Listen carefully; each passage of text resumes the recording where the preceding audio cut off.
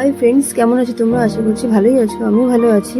বন্ধুরা, আজ চিংড়ি মাছের মালাইকারি রেসিপি তোমাদের সঙ্গে শেয়ার করব। তো দেখছো চিংড়ি মাছগুলো সব ছাড়ানোই আছে, তোমরা না ছাড়িয়েও করতে পারো। মাছগুলোর মধ্যে কাঠি দেওয়া হয়েছে যাতে মাছগুলো না গুটিয়ে যায় বা ছোট হয়ে যায়। এবারে নুন, হলুদ আর একটু লঙ্কার গুঁড়ো আর সামান্য তেল দিয়ে ম্যারিনেট করে রাখা হলো 15 মিনিটের জন্য। এবারে একটা পেস্ট তৈরি করা হবে। এখানে সর্ষে, পোস্ত, কাজু বাদাম আর সামান্য জল দেওয়া হলো। একটা স্মুথ পেস্ট তৈরি করা হলো। অপরদিকে কড়াইতে তেল দিয়ে এই মাছগুলোকে ভালো করে ফ্রাই করে নিতে হবে। 30 থেকে 40 সেকেন্ডের মতনই রাখা হবে। ওই তেলের মধ্যেই গোটা গরম মশলা দেওয়া হচ্ছে, এলাচ, দারচিনি, লবঙ্গ।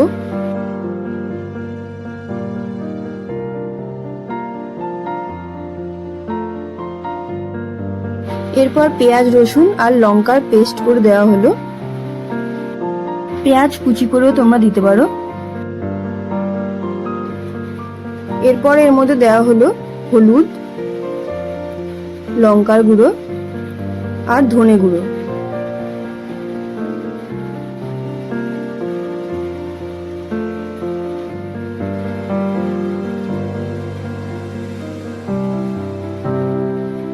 এরপরে ওই পেস্টটা এর মধ্যে দিয়ে দেওয়া হলো।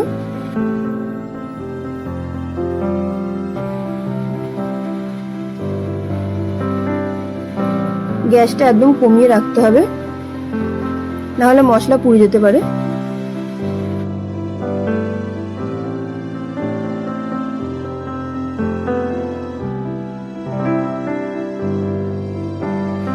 এরপর সামান্য নুন দেওয়া হলো।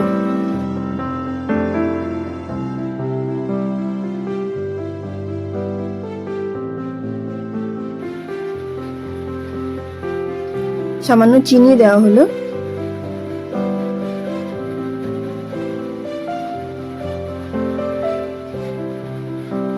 এবার যখন দেখবে তেল বেরিয়ে আসছে তখন সামান্য ফেটিয়ে রাখা দই দিয়ে দেওয়া হলো।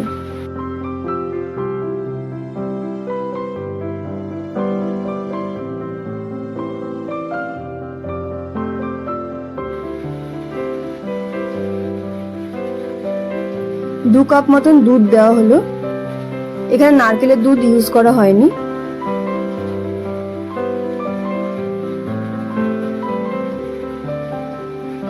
আর 1.5 কাপের মতন জল দেওয়া হলো।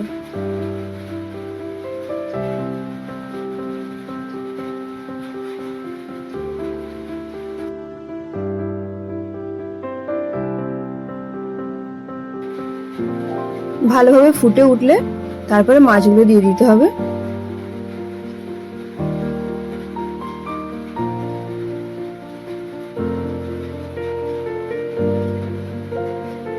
এইভাবেই তৈরি করে নিতে পারো চিংড়ি মাছের মালাইকারি।